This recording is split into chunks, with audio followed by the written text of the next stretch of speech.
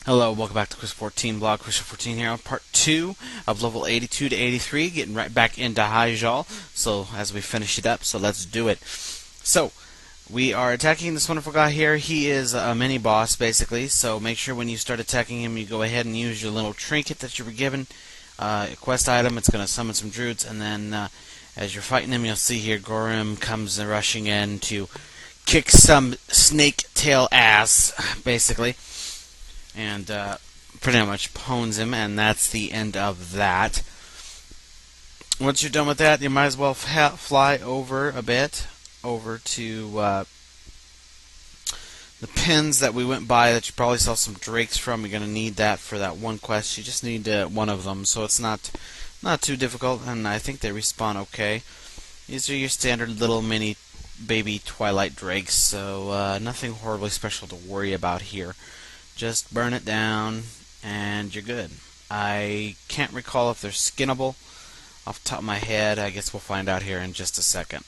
Yes, they are. They are totally skinnable, but I did not bother. Stupid me. So, go ahead and fly back, turn those in, and you'll get your next mini-boss quest, basically.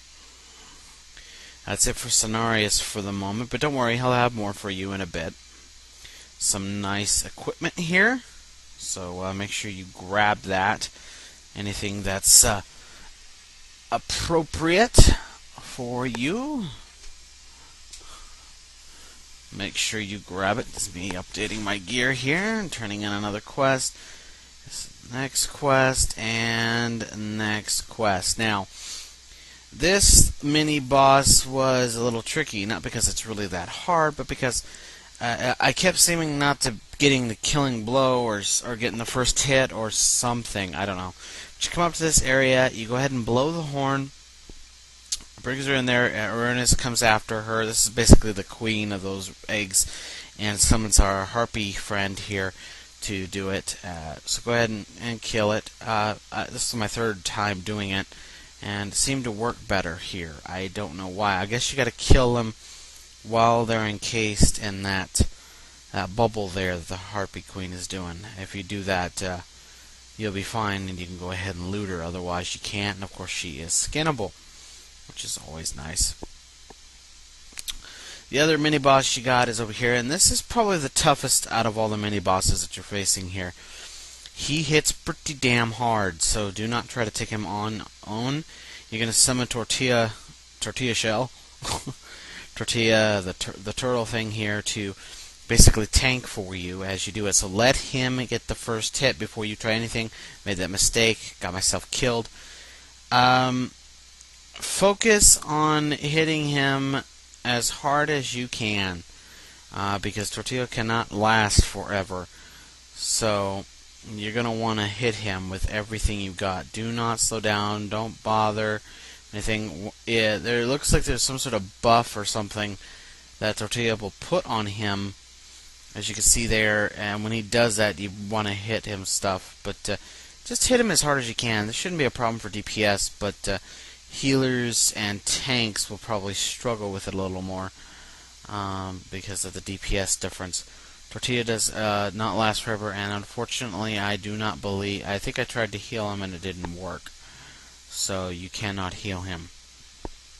Once you're done with that, go ahead and turn it in, and it's time for the final battle with Zandirs, Stormrage, and the leader of the Moonglade, the Orc, or the Torn, sorry, against the Fire Lord himself to push him back into the Firelands. This is actually kind of neat. You basically go through the last portal, and that's where you're going to find him. You talk to Zandirs to start up the battle, and it works much like anyone who did the old... well, if you did the Worgen starting area, the final battle works very much like this one. So if anyone's in that instance area, you can pop right into it, and it's going to start the battle. There's the various different things you have to do. It's pretty neat, actually, and I believe this... well, I want to say it was voiced, but I cannot recall off the top of my head. Most of it was, at least, which was pretty cool. So you will be fighting the Fire Lord himself. The Archdruid here, the Tauren on the left, will be taking the left side. Melfron will be taking the right, and Zandirs will be in the middle. And you got to do various little things. There's some ads here. It's almost like a mini raid almost, which is pretty neat. So we head into it. Zandirs is doing most of the damage, so you can do damage to him as well. You'll see that the two archdruids are trying to basically debuff him, if you will. And they're going to spawn ads that's going to attack the archdruid, so you're going to have to stop them. You'll notice there's little lava spurts. Don't stand in it. There's a flame wave, which is pretty easy to avoid if you pay attention. If you ever did the original Ragnaros, I wasn't sure if there were buffs or not. If you ever did the original Ragnaros raid in Black Rock Cavern, or not Black Rock Cavern, but Black Rock Depths, was it? I don't recall which one it was, but in Black Rock or Blackwing Lair or whatever, you're going to be right at home and expecting from him. Honestly, missing this stuff is pretty easy, especially if it's just you going pretty much do everything. The toughest part was probably him needing healing. If you don't have healing, obviously that could be a little bit of an issue, but you could probably bandage him. Zandirs has an awful lot of hit points, and you'll notice your buffs on healing and DPS is crazy ridiculous. So healing him is not difficult at all. So yeah, this is actually not a hard fight as long as you're paying attention. It's a lot of fun though, and it is. It's really a lot of fun. It's too bad nobody else was in there because it could have made it go a lot faster. But if you're a healer and you find yourself in here, you're gonna be just fine. Just when the druids get ads on them, just kill the ads and then heal Zandirs when you can. Your like I said, your heals are ridiculously high, and you'll notice I'm over healing quite a bit actually. But it's good practice too. It's a lot of fun. And this is pretty much it for Mount Hyjal, guys. After this, you head back, turn it in, and then you're gonna be done. And there's not gonna be anything else.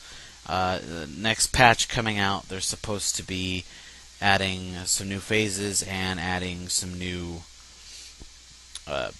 dailies, hubs, and stuff to make it feel a little more complete with the area. So that'll be really nice to have. It'll also help get more Hyjal rep, of course.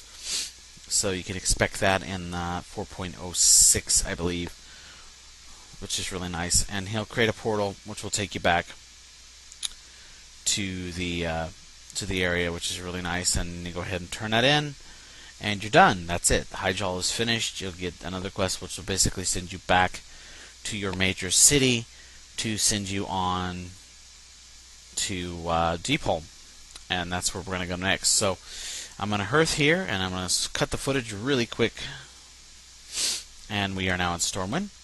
So basically head back over to the ruins here, which is usually where you teleport back anyway. Talk to the guy we talked to originally. He'll give you a quest, Deepholm. Go ahead and accept the Deepholm quest, and he'll open a portal to Deepholm. You can take it to Deepholm, which actually takes you to the breach in the Maelstrom, where Thrall is at. So if you're wondering where Thrall is, there he is. And he's basically going to send you into the breach here in the Maelstrom. So hop on the Wyvern here. Some nice audio as you approach the breach here, which is pretty cool. And then you'll cut right into Deepholm. Very nice. Did a fantastic job. I think the Maelstrom looks absolutely fantastic. And now we are in Deepholm. So welcome to Deepholm. You get a nice little bit of lore here. Deepholm is probably the most satisfactory experience that I've heard, probably outside of maybe Oldham.